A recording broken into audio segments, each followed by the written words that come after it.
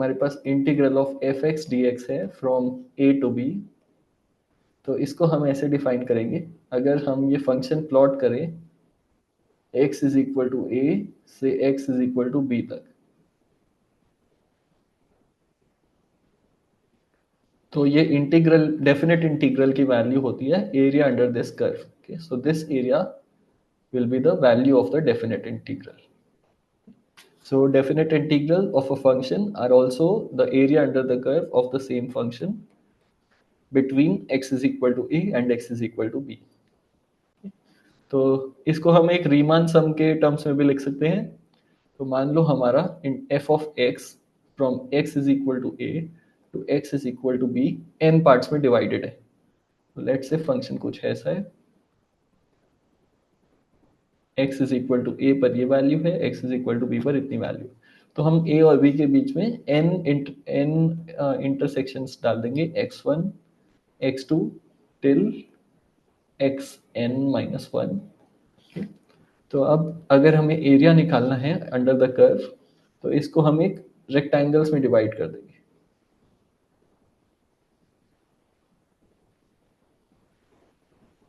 Rectangles की width uniform होनी चाहिए।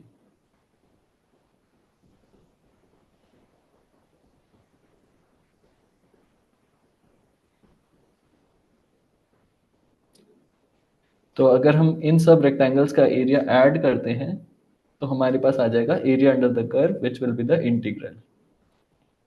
तो इस केस में आप देख सकते हो जो हमारा रेक्टेंगल है उसका लेफ्ट एज फंक्शन की ग्राफ पे लाई कर रहा है।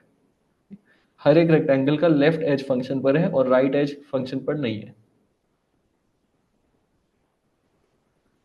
ये थोड़ा बड़ा होना चाहिए था ऐसे। तो इसको हम बोलते हैं लेफ्ट रीमान सम। सो लेफ्ट रीमान सम कितना होगा, इन सब रेक्टेंगल्स के एरिया का एडिशन। तो ये लेफ्ट रीमान सम या तो ज्यादा आता है या कम आता है, बट अगर हम n को इन्फिनिटी लिमिट पे देखें तो रेक्टेंगल्स की विड्थ बहुत छोटी छोटी हो जाएगी। तो अगर हम इसे इनफाइनाइट रेक्टेंगल्स में ब्रेक करें तो ये एग्जैक्ट आता है। अभी बस दिखाने के लिए हमने फाइनाइट रेक्टेंगल्स में ब्रेक करा है तो इसलिए कम या ज्यादा आएगा। तो लेट्स से this value is x of this value is y of 0, y of a, y of 1, y of 2, y of 3 और y of 4, y of 5 और लास्ट वाला आएगा y of n।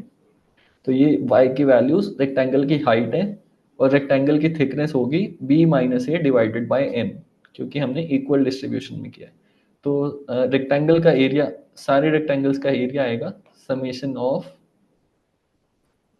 Y N, और आई एन की जगह आई लेते हैं, Y i plus Y i plus 1। एक सेकेंड। तो पहले रेक्टेंगल के लिए हम करेंगे y a into b minus a by n. तो इसमें हम लिखेंगे the area is y i times the width of each rectangle which is b minus a divided by n, and this i will go from 0 to n। ये होगा हमारा area under the curve. इसको भी बोलते हैं left Riemann सम। अब हम क्या करते हैं, इस लेफ्ट रीमान सम में लिमिट डाल देते हैं।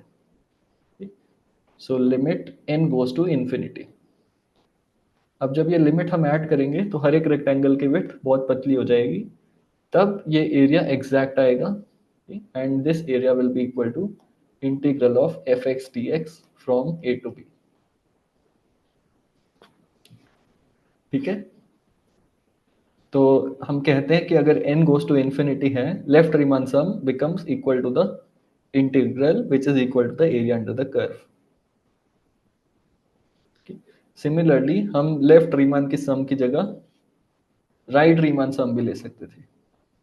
वो कैसे लेते, हम सेम डायग्राम बनाते, from x is equal to a till xn और x is equal to b। x is equal to a से b को हम n इंटरसेक्शंस में डिवाइड करते।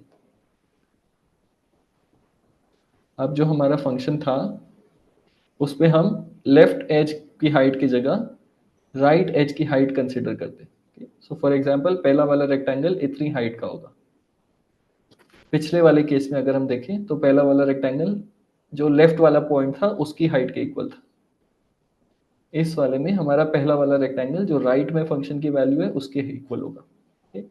तो ऐसे ही हर पॉइंट पर हम राइट वाले एज पर रेक्टेंगल्स ड्रॉ करते जाएंगे।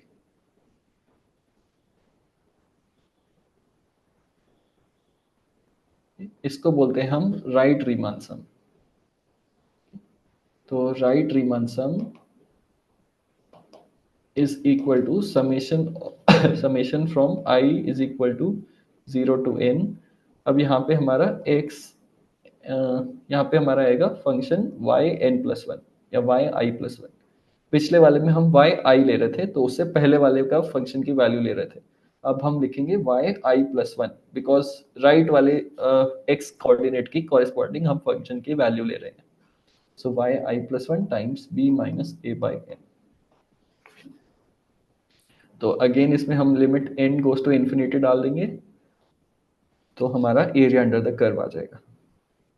तो अब Riemann theorem says that, Riemann theorem क्या कहती है, that normally left Riemann sum will not be equal to the right Riemann sum. So left Riemann sum is not equal to the right Riemann sum in usual conditions when we have a finite number of divisions. But अगर n goes to infinity है, that means we are breaking the entire area into infinite blocks, then Riemann theorem says the left Riemann sum is the same as the right Riemann sum and that is equal to the area under the curve, which is equal to the integral of f of x dx from a to b. ठीक है, इतना समझ आ गया। आप इसको ऐसे visualise कर सकते हो कि जब ये थिकनेस बहुत छोटी छोटी होगी तो लेफ्ट वाला ले रहे हो हाइट या राइट वाला ले रहे हो फर्क नहीं पड़ेगा, दोनों पास पास ही होंगे। तो तब वो इक्वल आ जाएंगे। अब एक मिड पॉइंट रीमान सम भी होता है तो उसमें हम जो हाइट है वो मिड पॉइंट वाली फंक्शन की लेते हैं, तो ये वाली हाइट लेते हैं हर जगह, तो उसको बोलेंगे मिड पॉइंट रीमान सम। तो मिड पॉइंट रीमान सम भी अगर n गोज टू इन्फिनिटी है तो राइट रीमान सम और लेफ्ट रीमान सम के इक्वल आता है। वाई आई प्लस वन इसलिए करें क्योंकि अगर हम 0th रेक्टेंगल लेंगे तो x1 के कॉरेस्पॉन्डिंग y हाइट लेंगे विच इज y1।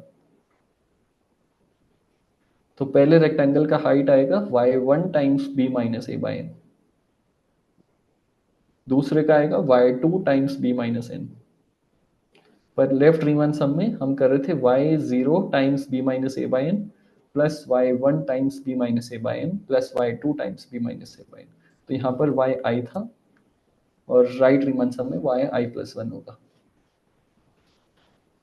ओके, तो ये हो गया हमारा रीमान सम। इसका कैलकुलेशन आप कर सकते हो अगर आपको फंक्शन की वैल्यूज दे रखी है। ये ज़्यादा पूछते नहीं है तो मैं इसको ज़्यादा एक्सप्लेन नहीं कर रहा।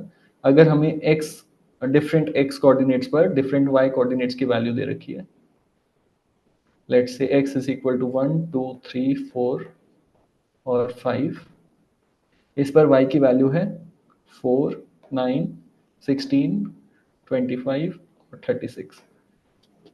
तो हमें इसका लेफ्ट रीमान सम और राइट रीमान सम निकालना है। तो फंक्शन प्लॉट करेंगे, x को 1 2 3 से 5 तक डिवाइड करेंगे, 1 पर वैल्यू 4 है और ये ऐसे ऐसे बढ़ती जा रही है। स्ट्रेट लाइन नहीं है, ये पैराबोलिक लाइन है।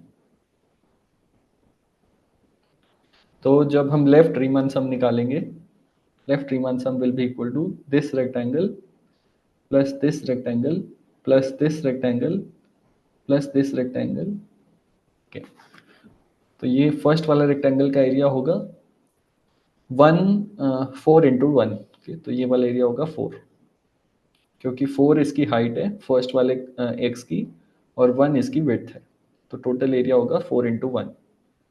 सेकेंड वाले रेक्टेंगल का एरिया होगा 9 इंटू 1, तो 9 16 और 25। तो आप देख सकते हो कि लेफ्ट रीमान सम जो है वो थोड़ा सा कम है एरिया अंडर द कर्व के। सो लेफ्ट रीमान सम की वैल्यू आएगी 4 plus 9 plus 16 plus 25 which is equal to 54। अब राइट रीमान सम निकालो कितना आता है। तो राइट रीमान सम जब निकालेंगे तो पहला वाला रेक्टेंगल यहां से लेंगे, दूसरा वाला रेक्टेंगल यहां से लेंगे, तीसरा वाला रेक्टेंगल यहां से लेंगे और लास्ट वाला रेक्टेंगल यहां से लेंगे, क्योंकि हम राइट वाला पॉइंट कंसीडर कर रहे हैं as the height of the rectangle. तो राइट रीमान सम कितना आएगा, पहले रेक्टेंगल का एरिया कितना है, ये हाइट है 9 और ये विड्थ है 1, तो 9 इंटू 1, ये वाला एरिया होगा 9, नेक्स्ट वाला एरिया होगा 60, 25 और 36। तो राइट रीमान सम आ जाएगा 9 प्लस 16 प्लस 25 प्लस 36। इसमें एक नेक्स्ट नेक्स्ट वाला लेते हैं हम रेक्टेंगल, तो ये वाली वैल्यू आएगी 52, 61, 70, 86। ठीक है, तो क्योंकि हमने फाइनाइट नंबर्स ऑफ रेक्टेंगल में ब्रेक करें, इसलिए left Riemann sum area under the curve से छोटा है, right Riemann sum area under the curve से बड़ा है।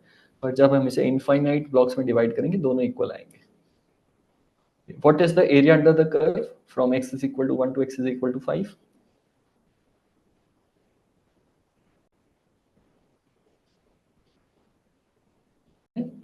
f of x is x plus 1 whole square। आप वैल्यू से देख सकते हो, 1 पर है 2 स्क्वायर, 2 पर है 3 स्क्वायर, 3 पर है 4 स्क्वायर एंड सो ऑन। तो आपको फंक्शन पता है, तो area under the curve will be integral of f x d x from 1 to 5। कितना आएगा ये वैल्यू आती है 2083, which is between the left Riemann sum and right Riemann sum. 54 is less than 69.6 और 86 is greater than 69.6। आप figure से graph से देख भी सकते हो। ठीक है, तो if the function is increasing तब लेफ्ट रीमान सम छोटा होता है एरिया से, राइट रीमान सम बड़ा होता है एरिया से। And if the function is decreasing तब उल्टा हो जाता है, अगर डिक्रीजिंग फंक्शन है तो लेफ्ट रीमान सम बड़ा होता है।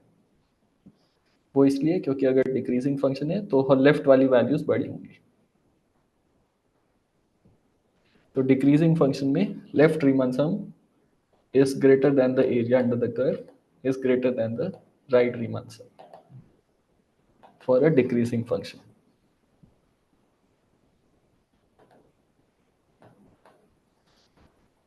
Okay,